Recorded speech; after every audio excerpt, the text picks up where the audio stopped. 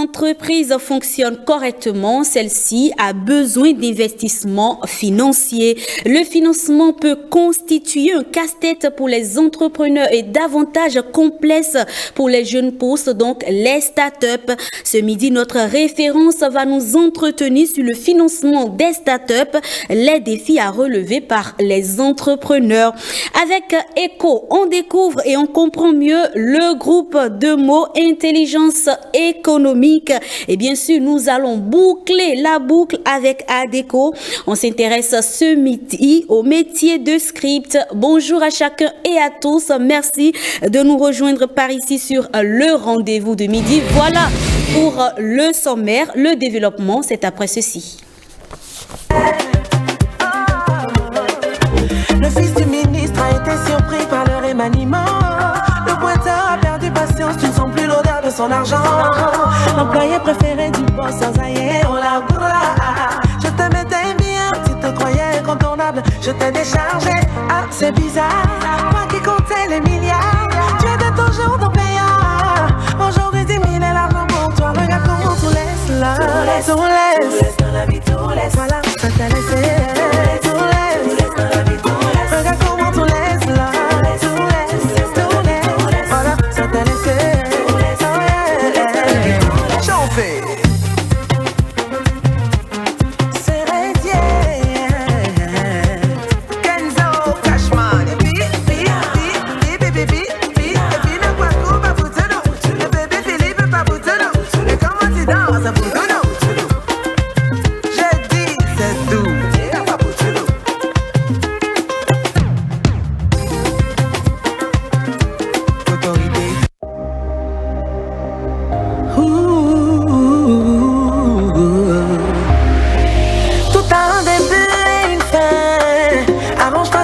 Pour que ta fin soit heureuse.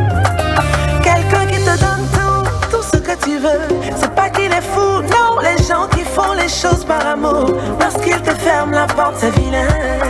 Tu faisais ton mal, t'as pas pensé à demain. Voilà tous tes bras dans ta main. Tu vois que tout laisse, non. Tout laisse dans la vie, tout laisse. Voilà, ça t'a laissé belle.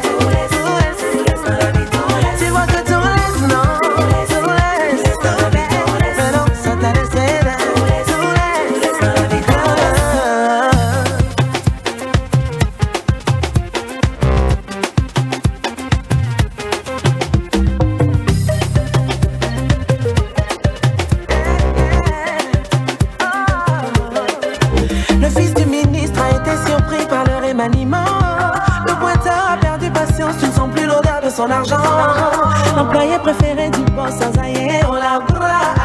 Je te mettais bien, tu te croyais incontournable. Je t'ai déchargé, ah c'est bizarre. Moi qui comptais les milliards, tu étais toujours dans payant. Aujourd'hui 10 000 est l'argent pour toi, regarde comment tout laisse là. Tout laisse dans la vie, tout laisse. Voilà, ça t'a laissé. Tout laisse dans la vie, tout laisse. Regarde comment tout laisse là. Tout laisse, voilà, ça t'a laissé.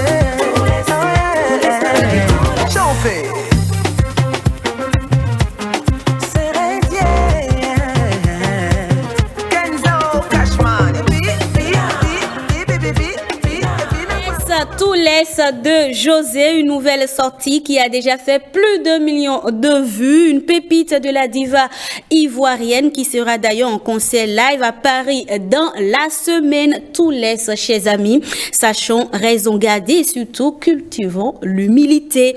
Il est l'heure à présent de recevoir et d'installer Ariane Da Silva et son invité dans Référence.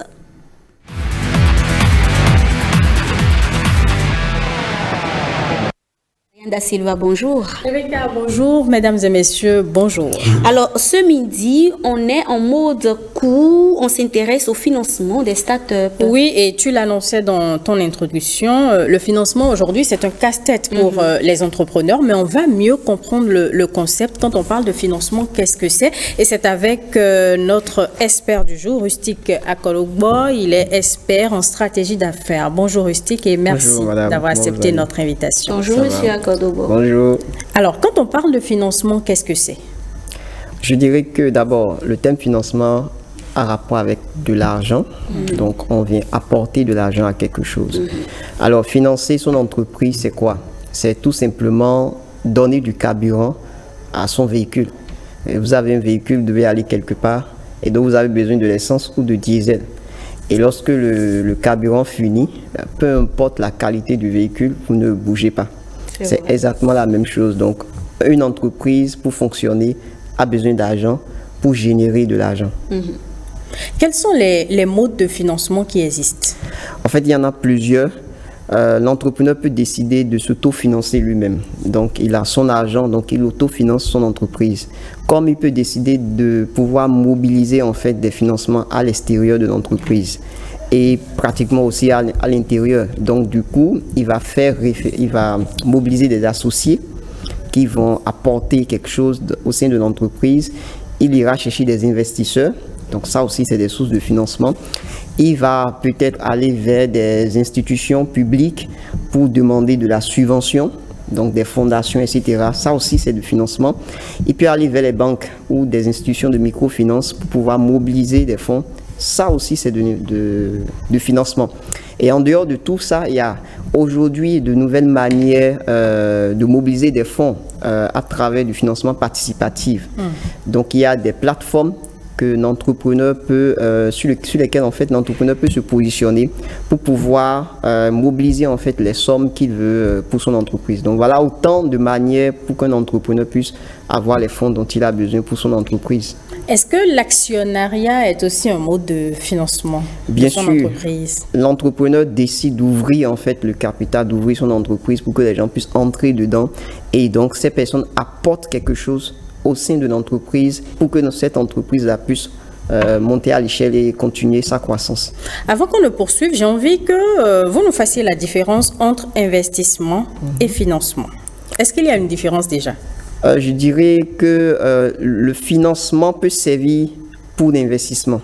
Donc quand je vais à la banque, je demande un financement de 10 millions par exemple. Les 10 millions, je peux prendre ça pour pouvoir investir, acheter un équipement, construire mon unité, voilà, ça c'est de l'investissement. Comme je peux prendre ces 10 millions-là pour pouvoir financer en fait mon fonds de roulement, donc acheter du stock ou acheter de la matière première, ça aussi c'est du financement, mais c'est pas de l'investissement. Parce que quand on parle d'investissement, c'est-à-dire on attend un certain nombre de temps avant que cet argent qui a été mis dedans puisse générer voilà, des bénéfices, des profits. Alors, quels sont les avantages du financement pour les entreprises et les entrepreneurs? L'un des avantages, c'est que l'entrepreneur assume ou bien assure plutôt sa croissance, la croissance de son entreprise. Vous savez, une entreprise évolue à chaque palier. Donc, quand vous quittez un palier pour aller à un deuxième palier, il y a forcément un besoin de financement qui naît. Et donc, le fait que l'entrepreneur décide d'aller chercher du financement, c'est vraiment pour assurer sa croissance. Parce qu'une entreprise qui ne croit pas, à un moment donné, ça va tomber. Et donc, pour assurer cette croissance perpétuelle, il a forcément besoin de financement. Donc, ça, c'est vraiment un vrai avantage pour qu'un entrepreneur puisse aller chercher de l'argent dehors. Et moi, je dis souvent une chose, comment je vais dire, l'argent de l'extérieur, l'argent du dehors, c'est ça qui maintient l'entreprise. Entre parenthèses, on va dire que beaucoup d'entreprises sont endettées. C'est ça, en fait, l'économie. Et ce sont les dettes, justement. Oui, c'est les dettes. L'économie de l'entreprise, c'est exactement, c'est ça. Parce que si vous avez peur d'aller contracter des prêts, bon, vous n'êtes pas un entrepreneur. Un entrepreneur prend aussi des risques. Et donc, il y a ce que moi j'appelle l'argent chaud et l'argent froid. L'argent froid, c'est votre argent. Et quand vous avez de l'argent froid, vous n'êtes pas... l'engouement, en fait, pour le faire fructifier est différent. Mais quand vous avez de l'argent chaud en main, vous êtes obligé, avec des objectifs clairs, vous êtes obligé de le rentabiliser. Et c'est bon pour l'entrepreneur d'avoir de l'argent chaud en main. Mais c'est sûr qu'il y a des entrepreneurs qui nous suivent actuellement et qui vont nous dire qu'ils n'ont jamais peut-être, je ne sais pas, qu'ils ne sont jamais allés vers des financements et autres. Oui. Alors, à votre avis, comment ceux-là procèdent? Non, c'est de l'autofinancement. Et aussi, il faut reconnaître qu'ils ont peut-être leur réseau, ils mobilisent de l'argent. Mais de toutes les manières, à un moment donné, un entrepreneur qui construit son entreprise indéfiniment sans avoir besoin de financement extérieur, ça n'existe pas. À un niveau donné, vous avez forcément besoin de mobiliser de l'argent. Et ça va venir. Et c'est même ça qui va vous faire, en fait, qui va vous faire croître réellement. Franchement, et c'est ça qui fait l'entreprise. L'entreprise roule sur, je ne vais pas dire sur des dettes, mais ça roule sur de l'argent chaud, quoi. Mais quelles sont les étapes du financement? Voilà. On ne se lève pas du jour au lendemain pour dire, OK, je cherche un financement. Ce n'est pas possible. La première chose, c'est d'abord d'identifier en fait le besoin que l'entreprise a. Parce que si je suis un entrepreneur, si j'ai des besoins, je dois pouvoir être capable de dire, OK, pour ces besoins-là, j'ai besoin de 10 millions. Et donc, il faut un temps d'abord pour s'asseoir, pour regarder en fait son entreprise et voir de quoi j'ai besoin et de combien j'ai besoin. Et en quelle période j'ai besoin. Parce que ça aussi, ça fausse les calculs. Si j'ai besoin de 10 millions dans un an et que c'est dans 3 ans qu'on m'a même les 10 millions, ça ne sert à rien du tout. Si j'ai besoin de 500 000 dans 3 mois et que c'est dans 6 mois, on m'amène les 500 millions, ça ne me servira à rien du tout. L'argent qui ne répond pas à un besoin sera dispersé. Donc, il faut d'abord préciser le besoin de l'entreprise. Et deuxième étape, il y a ce qu'on appelle, en griffe, le plan d'affaires. Je peux dire ça comme ça, mais c'est juste comment cet argent-là sera investi au sein de l'entreprise et comment est-ce que cet argent va donner en fait des ristournes, simplement. Et c'est ça qui permet à l'investisseur ou au banquier ou au financeur de dire « Waouh, je crois en votre projet, effectivement vous avez besoin de 10 millions, voilà comment vous allez utiliser les 10 millions. Et donc moi je suis capable de vous amener 9 millions. Et donc si l'entrepreneur n'a pas ce plan, même si ce n'est pas un plan d'affaires totalement rédigé, mais s'il n'a pas un plan de, comment je vais dire, d'utilisation de ce fonds, il sera difficile à un financeur de dire je veux mettre de l'argent dans son entreprise. Et la troisième chose, il faut aller vers en fait le financeur et pouvoir négocier vraiment le taux d'intérêt, tout ce qu'il faut négocier autour du financement. Parce qu'il ne suffit pas de dire j'ai besoin de 10 millions. Mais comment je vais payer? Avec quel taux d'intérêt? Est-ce qu'il y aura des différés? Est-ce qu'il y a des facilités, etc. C'est tout ça là en fait qui rentre dans le financement. Donc le fait de dire j'ai besoin de 10 millions, ça ne suffit pas. Il faut avoir la carrure pour aller défendre et défendre même des facilités, même des réductions, etc. etc. Donc c'est important pour qu'un entrepreneur ait cette capacité-là de défendre en fait sa demande de financement. Ariane, tu permets. Alors pourquoi les entreprises, les startups évoluant dans le secteur de la technologie, du numérique ont souvent du mal à avoir du financement? Est-ce qu'ils ont souvent du mal? Je dirais que ce n'est pas forcément dans le domaine de la technologie, c'est dans tous les domaines. C'est parce que premièrement, si un entrepreneur n'a pas la capacité de mobiliser des financements, c'est parce que premièrement, il ne sait pas pitcher en fait son projet. Parce que imaginez, nous sommes tous des économes naturellement. Quand vous avez de l'argent et que quelqu'un vient vous parler d'un projet et que vous remarquez que ça soit rentable, même si vous n'avez pas l'argent sur vous, vous êtes prêt à aller emprunter pour remettre dedans. C'est la même chose. Tellement vous avez été... voilà, vous y croyez, voilà. Exactement. Donc, si l'entrepreneur ne défend pas, n'arrive pas à montrer que, en fait, si tu amènes 1 franc, demain, tu auras 10 francs. Je peux avoir 10 millions chez moi, je ne vais pas bouger pour le remettre même 1 million. D'accord. Alors, que pensez-vous du crowdfunding, le financement participatif via Internet? Est-ce qu'en votre qualité d'expert en stratégie d'affaires, vous recommanderiez aux entrepreneurs d'emprunter ce chemin? Moi, je dirais que c'est une nouvelle méthode, une nouvelle source de financement pour les entreprises. Malheureusement, ici, c'est pas encore très bien connu. Et on ne connaît pas trop en fait, la plupart de ces plateformes, ce n'est pas des plateformes béninoises, donc c'est des plateformes à l'extérieur. Et donc, il y a tout un tas de processus. Donc, si l'entrepreneur ne s'y connaît pas, il vaut mieux qu'il se fasse accompagner pour que finalement, il puisse avoir accès à ce fonds-là. C'est très bien parce qu'en un temps record, vous pouvez mobiliser beaucoup d'argent. Et l'objectif, moi je dis souvent une chose, l'objectif n'est pas de mobiliser beaucoup d'argent, c'est de savoir concrètement de quoi j'ai besoin et comment l'argent sera utilisé. Si j'ai besoin de 100 000, il ne faut pas que j'aille mobiliser 150 000. C'est m'endetter. Et quand vous vous endettez, c'est grave parce que vous allez faire faillite. Donc si j'ai besoin de 100 000, je vais pour demander les 100 000. Pas moins, pas plus. D'accord. C'est le risque à ne pas prendre ça. Tout à l'heure, on a parlé des étapes du financement, on a parlé de plan d'affaires. Mais quand je prends par exemple le plan d'affaires, est-ce que le plan d'affaires renseigne sur la personnalité de l'entrepreneur? Je peux mettre, oui, j'ai des objectifs pour mon entreprise, voilà, dans 10 ans, voilà comment je me vois, les perspectives et tout ce que vous voulez, mais peut-être que je ne suis pas moi-même une personne crédible. Est-ce que quelque part, il n'y a pas aussi un exercice, un travail, voilà, que les entrepreneurs doivent faire sur eux-mêmes, sur leur personnalité pour pouvoir aller vers le financement? Effectivement, vous avez totalement raison. Celui qui fait l'entreprise, c'est l'entrepreneur lui-même. Et donc, c'est à lui véritablement de prouver qu'il est capable de gérer cet argent. Les gens ne vont pas faire confiance. En fait, il y a une chose qui est importante que les entrepreneurs doivent savoir. Quand quelqu'un investit, il n'investit pas seulement en votre projet, il investit en vous. Et peut-être que le projet peut ne pas être bien, mais quand la personne croit en vous, il va vous remettre de l'argent. Parfois, on a ce genre de cas-là où le projet n'est pas bon, mais la personne croit tellement en cet entrepreneur qu'il lui remet de l'argent. Et investissement, l'entrepreneur n'est pas bon, mais le projet est très bon.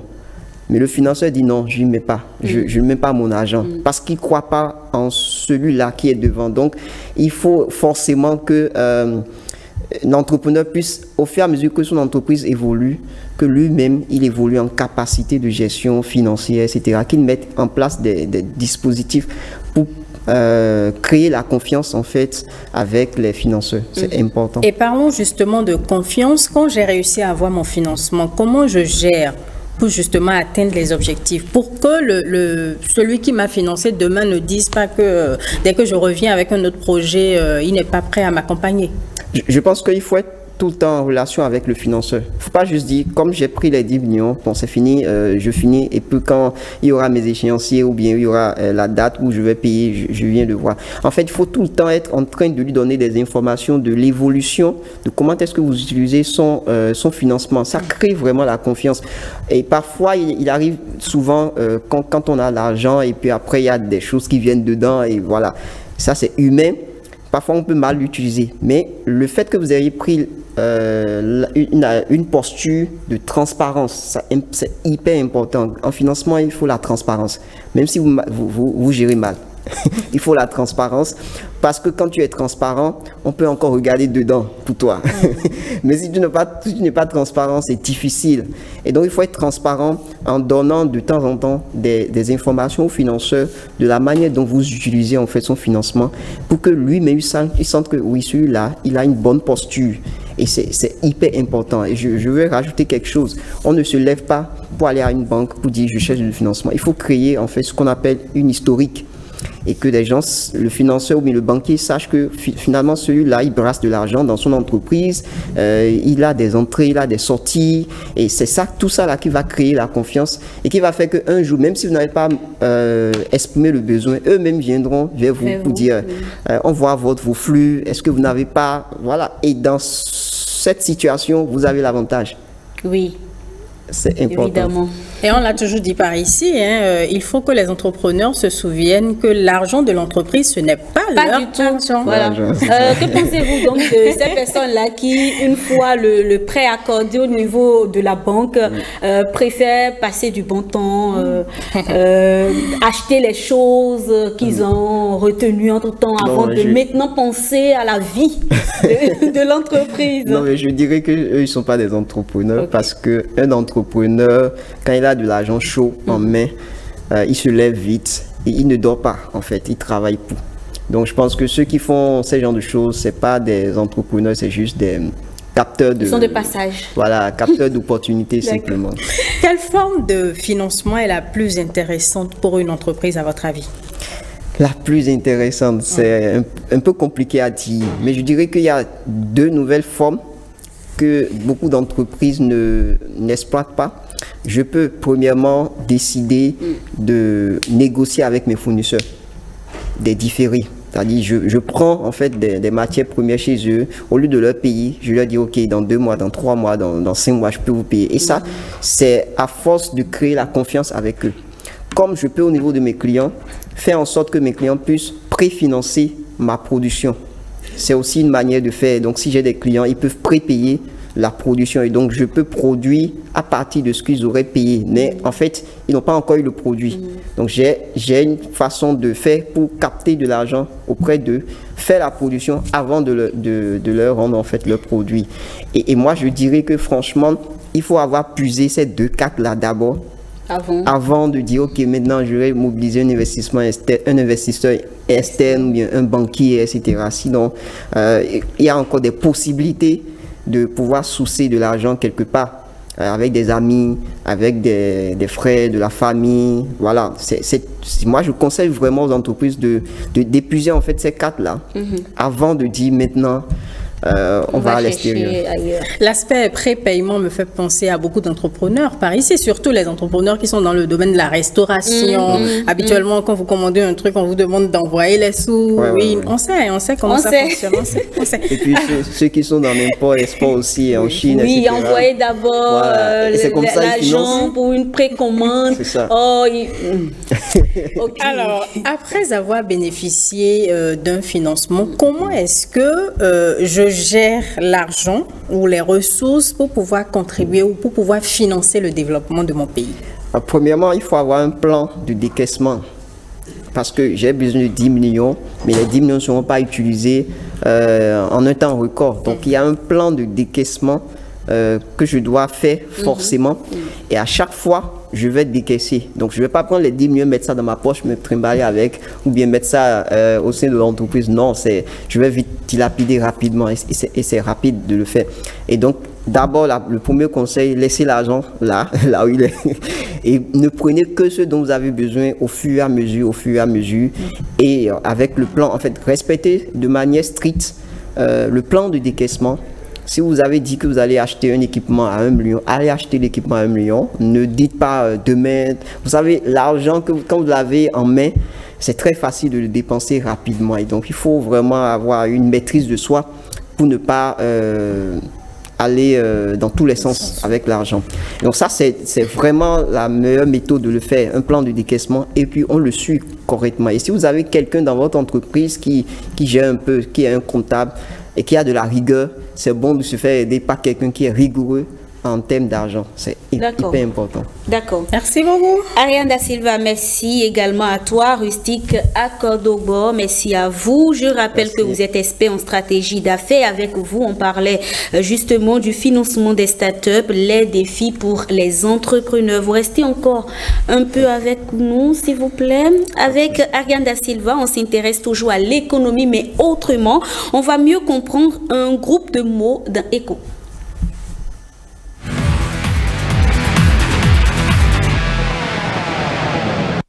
Ariane Da Silva, c'est quoi une intelligence économique?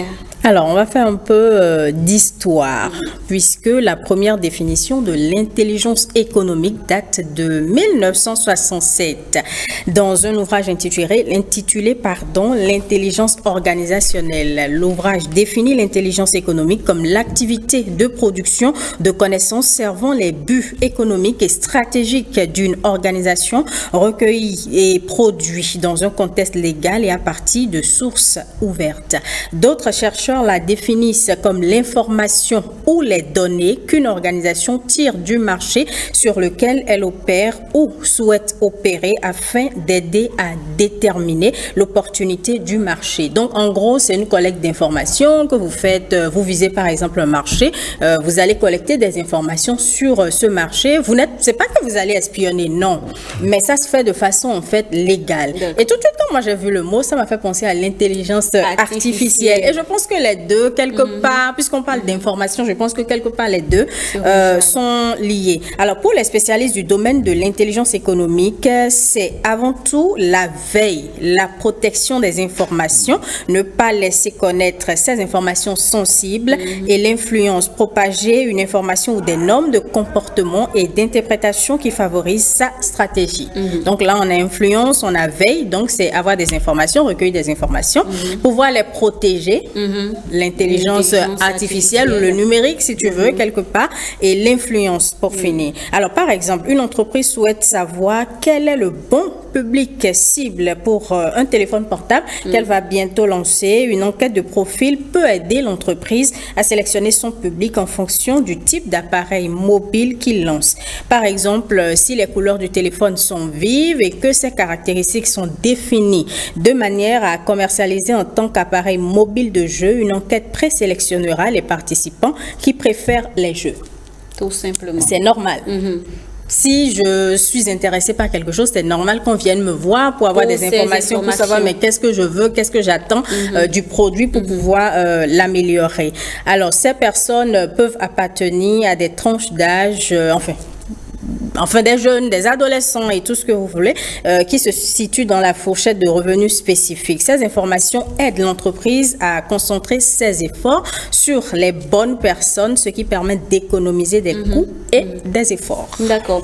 Donc, en gros, c'est que l'intelligence économique, c'est toutes ces informations-là qui vont dans le sens d'un secteur donné. Voilà. Et moi, je dirais, oui, c'est l'industrie, tout ce que tu veux. Voilà. Et moi, je dirais même que l'intelligence économique, pour moi, c'est anticiper. Voilà, tout simplement anticiper. Tout simplement. Et d'ailleurs, au moment où tu nous faisais le coup, là, je voyais défiler des images. Voilà, anticiper, tout simplement. Intelligence économique, un mot? C'est ça, c'est l'analyse prédictive.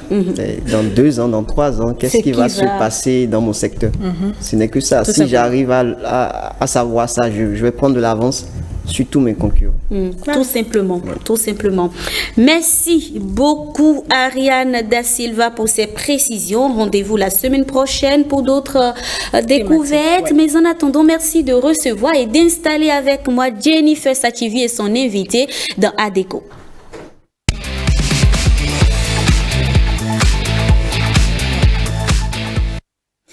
Jennifer Sachivi qui s'installe donc à l'instant. Je lui permets de bien s'installer. Jennifer, bonjour. Bonjour Rebecca, bonjour Ariane. Bonjour. Bonjour Monsieur Akodogbo. C'est bon, tu es à l'aise là? Non, je crois que je vais un peu... D'accord. Alors, Ariane Da Silva, je ne sais pas, tu connais, quand on parle de script, ça te fait penser à quoi? Tout de suite, ça me fait penser au cinéma. Au cinéma. Parce que habituellement, quand on regarde des films, à la fin, il y a toujours un script en fait. Donc, le cinéma, l'audiovisuel, notre domaine. C'est ce que j'allais dire pendant que tu faisais tes cours. C'est sûr qu'à un moment donné, on t'a demandé d'écrire un script. Forcément. Jennifer, bonjour. Bonjour Rebecca, à nouveau. Comment tu vas? Ça va, ma belle. D'accord, ça va très bien. Alors, nous sommes dans l'univers de l'art, le métier de script. Justement, nous allons découvrir le métier de script parce que quand on parle cinéma, on pense tout de suite à un acteur, un réalisateur, etc.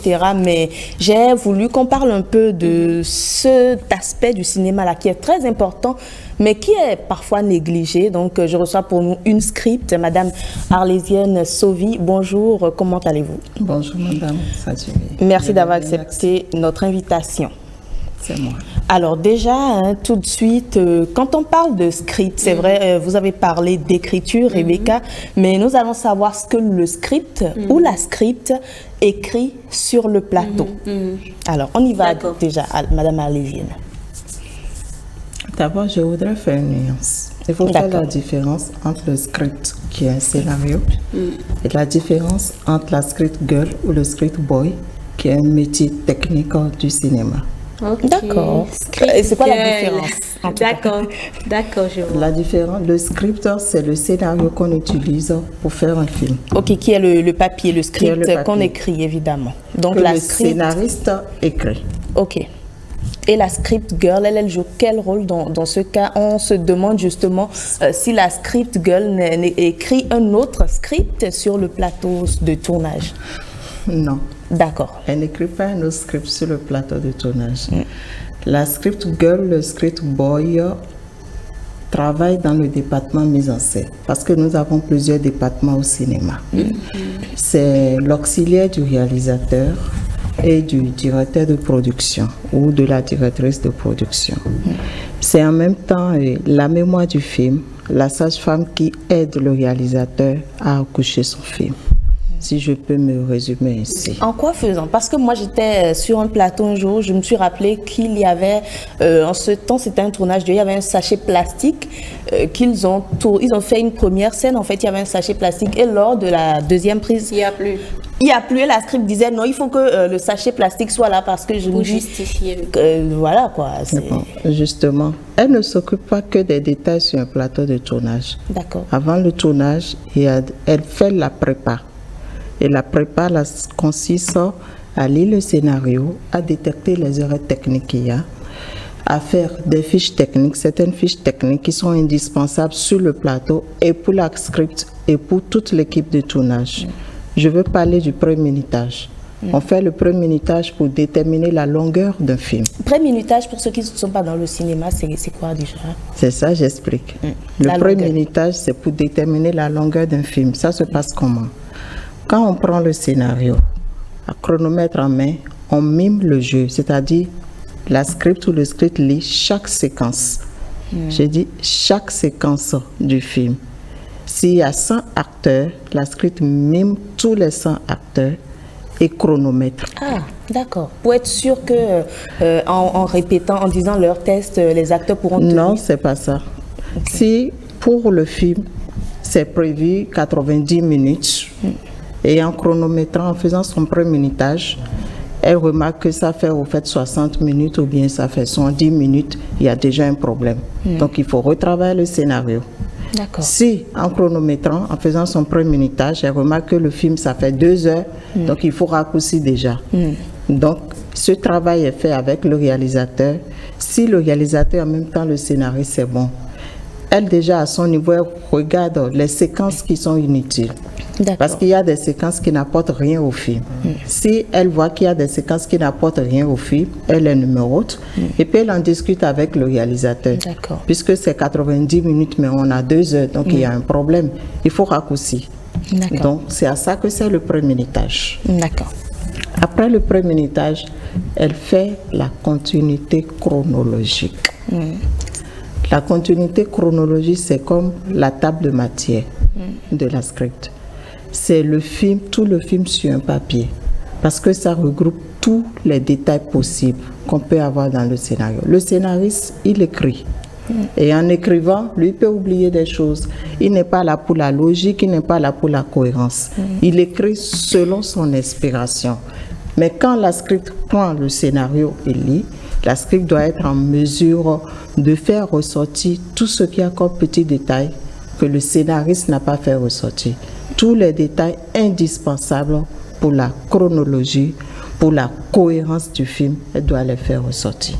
C'est ça la continuité chronologique. Et cette continuité chronologique, le département HMC l'utilise, c'est indispensable pour lui. Quand je dis département HMC, habillage, maquillage, coiffure. Le département déco l'utilise également. Quand je parle de déco, c'est-à-dire le chef décorateur, l'ensemblier, l'accessoiriste. Et le département image également l'utilise, les cadreurs, l'ingé son, le pêcheman. Et la mise en scène, évidemment. Si on va peut-être un peu scénariser, je raconte peut-être une fiction où j'ai besoin d'une journaliste et le scénariste écrit ça, c'est peut-être à la script de dire il faut forcément qu'elle ait un stylo à côté d'elle, un papier, c'est ça? Oui, si dans la première séquence, dans toute séquence où la journaliste apparaît, il n'y a pas du tout de... Le scénariste n'a pas mis un micro, il n'a pas mis son enregistreur s'il est parti sur le terrain, il n'a pas mis de bloc-notes, il n'a pas mis de stylo. Mais dans la séquence qui suit, on remarque que dans la foulée, il sort son stylo pour écrire ou bien il a un enregistreur en main, c'est-à-dire la script doit ramener tous ses accessoires dans la première séquence pour qu'il y ait une cohérence. Dans les idées. J'ai une question.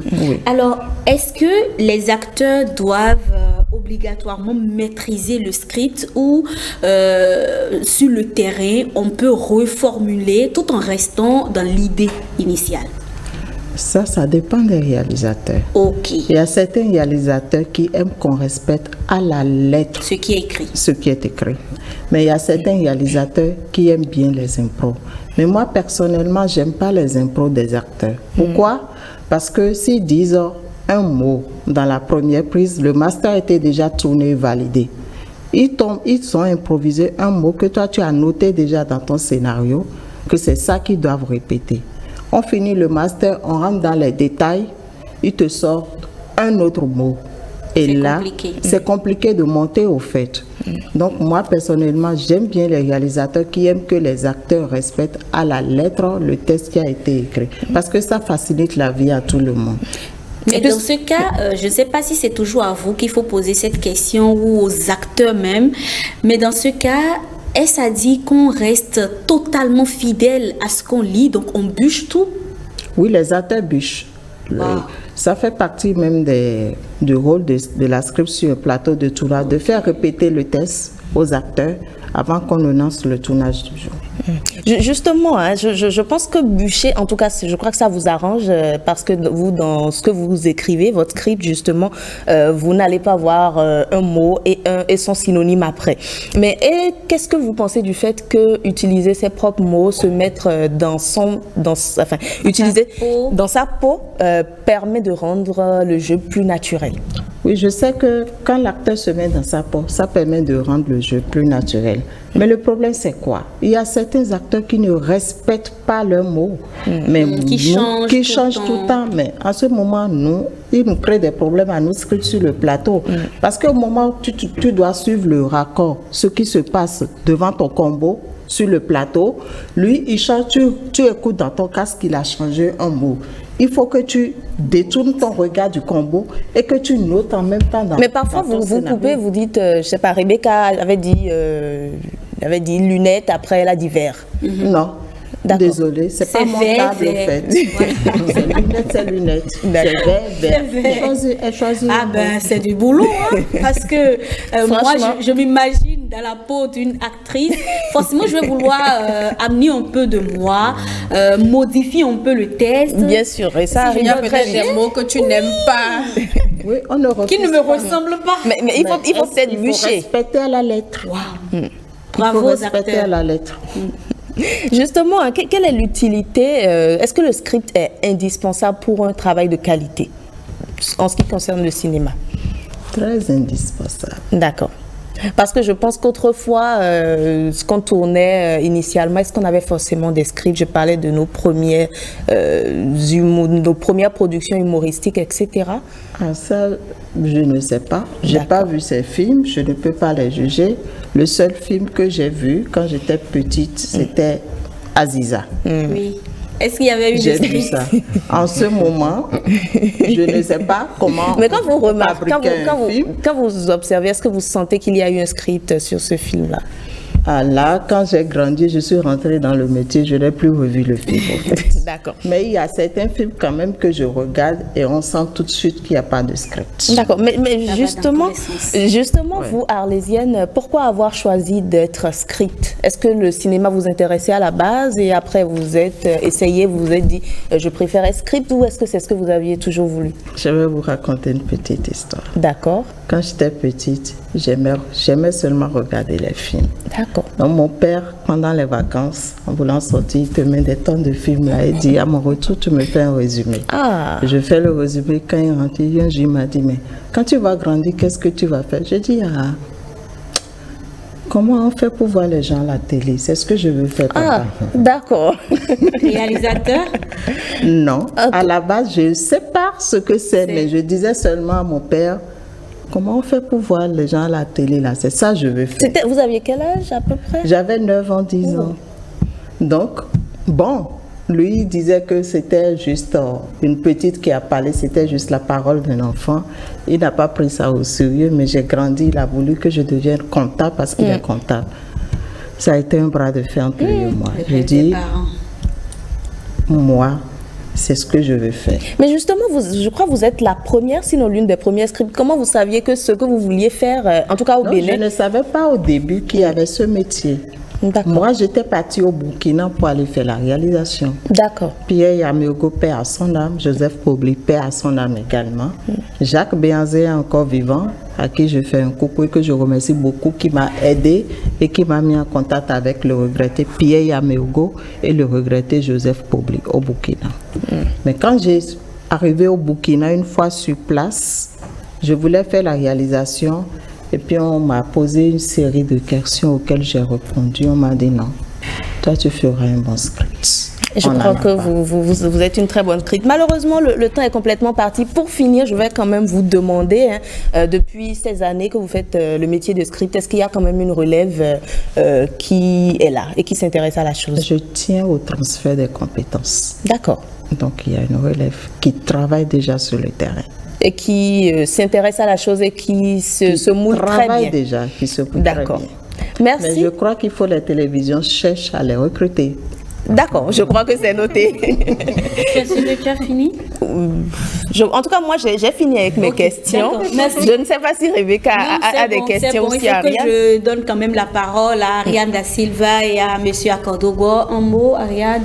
Alors, je ne savais pas tout ça de ce métier-là et je trouve que c'est vraiment admirable. Moi, j'ai vu son histoire de tout à l'heure, c'est vraiment admirable. Et ça m'a permis également d'en savoir un peu plus sur le métier d'acteur. Moi, je ne savais pas que les acteurs souffraient autant.